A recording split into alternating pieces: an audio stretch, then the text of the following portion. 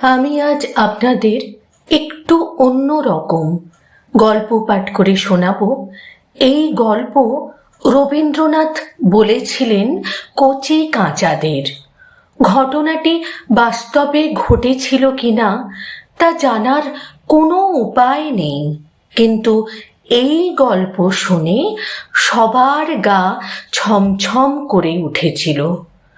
তথ্যসূত্র: শিশুদের আসরে রবীন্দ্রনাথ, সুব্রত কর, যুগান্তর, 25শে বৈশাখ 1358। তাহলে শুরু করি আমার আজকের পাঠ। রাত দুপুরে পদ্মা নদীতে ভূতের কবলে পড়লেন রবীন্দ্রনাথ। রবীন্দ্রনাথ শিশু কিশোরদের খুব ভালোবাসতেন। শান্তিনিকেতনে যখন থাকতেন, সন্ধে হলেই বসতেন কচি কাঁচাদের নিয়ে। এখনকার মতো বেশি ছাত্রছাত্রী তখন সেখানে ছিল না। পড়াশোনা দিনের বেলা ক্লাসেই হয়ে যেত। পড়ুয়ারা অপেক্ষায় থাকত কখন সন্ধে হবে আর কখন গুরুদেব রবীন্দ্রনাথ আসবেন। গুরুদেবেরও সেই সভায় আসার জন্য মন আনচান করত। বড় সভা সমিতি, আমন্ত্রণ ইত্যাদিতে না গিয়েও তিনি কখনো কখনো শিশুদের কাছে হাজির হতেন, গল্প বলতেন। ভূতের গল্প, বাঘ ভাল্লুকের গল্প, আরও কত কি পড়ে শোনাতেন নিজের লেখা গল্প অথবা নাটক। পড়ুয়ারাও গল্প শোনাতো, তাতে রবি ঠাকুর উৎসাহ দিতেন। মাঝে মাঝে নাটক লিখে অভিনয় করাতেন ছাত্রছাত্রীদের দিয়ে। এরকমই এক সন্ধেবেলা শিশুদের সভায় রবীন্দ্রনাথ গায়ে কাঁটা দেওয়া একটি গল্প শোনালেন। একবার শিলাইদহে যাচ্ছিলেন রবীন্দ্রনাথ। কোনো কারণে সন্ধ্যের ট্রেন মিস হয়ে যায়। রাতের ট্রেনে গিয়ে নামলেন কুষ্টিয়া। তখন অনেক রাত। শিলাইদহ যেতে পদ্মা নদী পেরোতে হবে, কিন্তু তখন নদীতে কোনো নৌকোই নেই। অগত্যা একা নদীর তীরেই অপেক্ষা করতে থাকলেন রবি ঠাকুর। সঙ্গী হারা একলা পাখির বিলাপে পদ্মার চরে পাখি শিকার নিষিদ্ধ করেন রবীন্দ্রনাথ। এক সময়ে তিনি দেখলেন একটা ছোট্ট নৌকো আসছে তাঁর দিকে। নৌকোর মাঝিকে তিনি চেনেন, তাদের জমিদারিরই এক পুরনো প্রজা।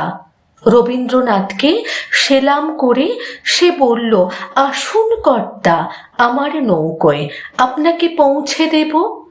রবীন্দ্রনাথ বললেন, আমার বড় বোটটা কোথায় গেল? সে উত্তর দেয়, সেটা বোধহয় আপনাকে না পেয়ে ফিরে গেছে। তখন রবীন্দ্রনাথ সেই নৌকোতে উঠলেন। মাঝি বিছানাপত্র গুছিয়ে দিল। শুয়ে পড়লেন রবি ঠাকুর। নৌকো ধীরে ধীরে চলছে। চারিদিক অন্ধকার, শুনশান। লোকের শব্দ আর জলের ছপ ছপ, আর সব নিস্তব্ধ। সম্ভবত নদীর জলও স্থির। মাঝি এগিয়ে নিয়ে চলেছে নৌকো। এভাবেই গোটা রাত কেটে গেল। ধীরে ধীরে ভোর হলো। মুরগির ডাক শোনা গেল, আর নৌকো গিয়ে লাগলো তীরে। মাঝি নেমে বলল, বাবু, একটু আসছি। সেই যে গেল, আর ফেরে না। এদিকে বেলা ক্রমশ বাড়ছে। নৌকোতেই বসে আছেন রবীন্দ্রনাথ। ঘাটে লোকজন এলো। রবীন্দ্রনাথকে বসে থাকতে দেখে তারা অবাক। রাতে যে কোনো নৌকোই ছিল না ঘাটে। রবীন্দ্রনাথ সব কথা খুলে বললেন। এক প্রজা তাকে কিভাবে নৌকোয় চড়িয়ে পার করে দিয়েছে, তাতে সবার বিস্ময় আরো বেড়ে গেল। তারা জানালো কয়েক মাস আগে মারা গিয়েছে সেই প্রজা। চমকে উঠলেন রবীন্দ্রনাথ। অন্য নৌকো আনা হলো, তাতে রবীন্দ্রনাথ চড়ে বসলেন।